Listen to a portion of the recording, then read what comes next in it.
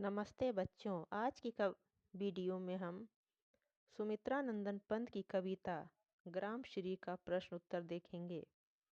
तो पहला प्रश्न है कि कवि ने गांव को हरता जनमन क्यों कहा है।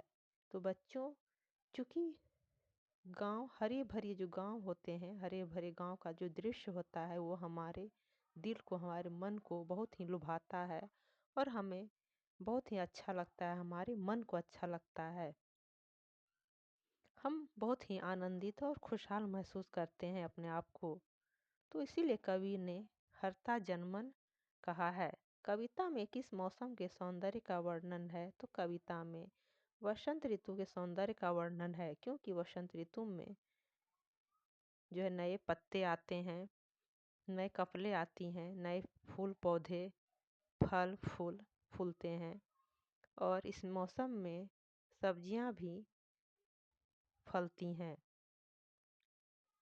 अगला है कि गांव को मरकत डिब्बे सा खुला क्यों कहा गया है। तो गांव का दृश्य इतना सुंदर, इतना सुहाना होता है कि हर कोई देखना चाहता है।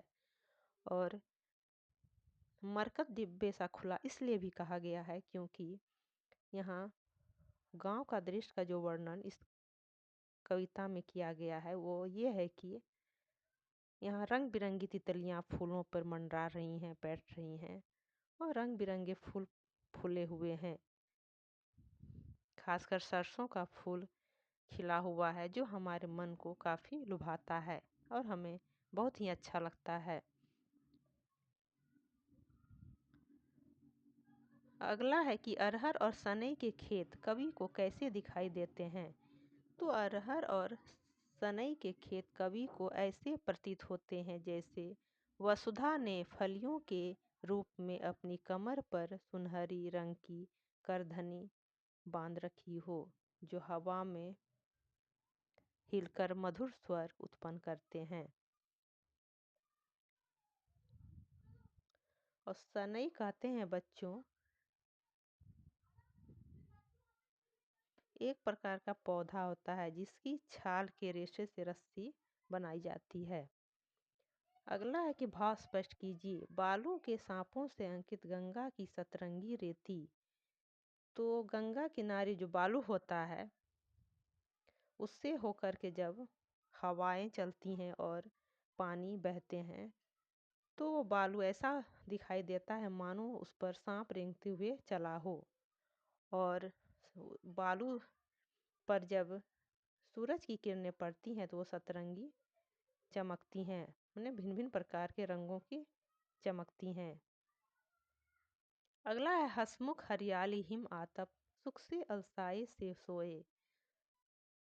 तो हरियाली जो है इस जब हरियाली पर सूरज की किरणें पड़ती हैं तो ऐसा प्रतीत होता है कि वो हंसमुख हो रही है, यानी हंस रही है, मुस्कुरा रही है। और सुख से अलसाए से सोए, और लग रहा है ऐसा कि वो अलसाई हुई सोई हुई है, आलस उसे लग रहा है और आलस के कारण वो सुबह सुबह का दृश्य का वर्णन है कि आलस के कारण उठना नहीं चाह रही है। जैसे हम ठंड के मौसम में सुबह सुबह हमें उठने का मन नहीं करता, ठीक वही दृश्य यहाँ पर वर्णित है इन पौधों के बारे में कि वो भी आलस से भरी हुई हैं और उठना नहीं चाह रही। निम्न पंक्तियों में कौन सा अलंकार है। तिनकों के हरे हरे तन पर हिल हरित रुधिर है रहा झलक। तो हरे हरे में बच्चों पुनरुक्ति अलंकार है। तो जब एक ही शब्द दो बार आए तो उसमें पुनरुक्ति अलंकार होता है।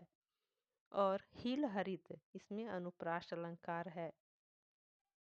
और तिनकों के तन पर इसमें मानवीकरण अलंकार है, क्योंकि तिनका जो है वो निर्जीव है और तन जो है वो मानव रूपी तन, यानी कि मानव का तन।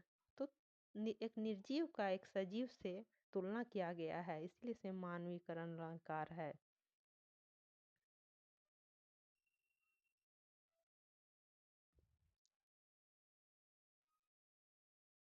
इस कविता में जिस गांव का चित्रण हुआ है वो भारत के किस भूभाग पर स्थित है।